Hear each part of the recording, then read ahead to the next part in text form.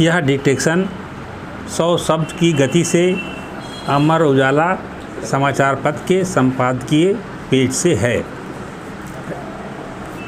बिहार के अररिया जिले के सिकटी ब्लॉक में बकरा नदी पर बन रहे पुल के एक हिस्से के ढह जाने की घटना चौंकाती है, लेकिन इससे ज़्यादा गंभीर और चिंतित करने वाला तथ्य यह है कि पिछले कुछ वर्षों में यहाँ से पुलों के ढहने की इतनी ज़्यादा खबरें आई हैं कि बिहार में अब पुलों का ढहना सामान्य लगने लगा है।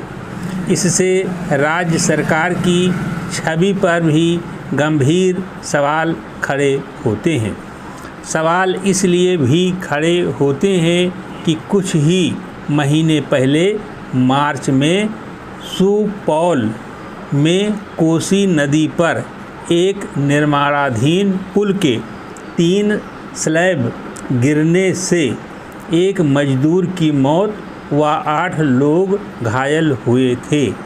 इसी तरह पिछले वर्ष जून में भागलपुर जिले में गंगा नदी पर बना 4 लेन का पुल ढह गया था, जिसका निर्माण 1716 करोड़ रुपए की लागत से किया जा रहा था। ध्यान देने वाली बात है कि यह वही पुल था जिसका एक हिस्सा अप्रैल 2022 में ढहने के बाद से ही इसके निर्माण में घटिया सामग्री के इस्तेमाल के आरोप लगने लगे थे। पिछले साल तो IIT रुड़की के विशेषज्ञों से जांच कराने की बात भी उठी थी, लेकिन बकरा नदी के पुल के एक हिस्से का ढहना तो यही बताता है कि काम करने के सरकारी तौर तरीकों में कुछ बदलाव नहीं आया है। प्रथम दृष्टया यह मामला भ्रष्टाचार और लापरवाही का प्रतीत होता है।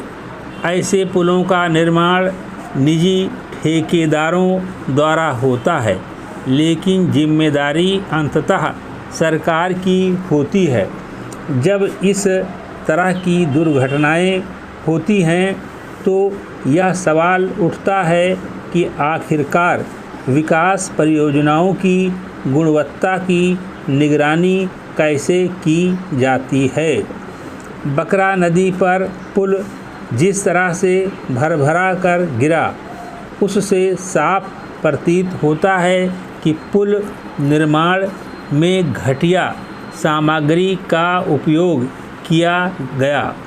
ऐसे में पुल निर्माण की जांच कर रहे ग्रामीण कार्य विभाग के अधिकारी का यह कहना है कि विश्वसनीय नहीं लगता कि नदी के बहाव के पैटर्न की वजह से पुल ढहा है। बकरा नदी का पुल पिछले 1 दशक में बिहार में ढहे तमाम पुलों की फेहरिस्त में नया नाम है, लेकिन जो बात इन सभी दुर्घटनाओं को जोड़ती है वह है इन सभी में किसी न किसी स्तर पर भ्रष्टाचार की शिकायतों का मिलना। बार बार ऐसे हादसे होने से पुल के पूरे होने में समय तो लगता ही है, इसकी लागत भी बढ़ती है। केंद्रीय मंत्री नितिन गडकरी पहले ही स्पष्ट कर चुके हैं कि ढहा हुआ पुल सड़क परिवहन मंत्रालय के अधीन नहीं था और इसका निर्माण राज्य सरकार द्वारा किया गया था। ऐसे में बिहार सरकार को न केवल इस पुल से जुड़ी सच्चाई के साथ सामने आना चाहिए, बल्कि दोषियों के खिलाफ अविलंब कदम भी उठाने चाहिए।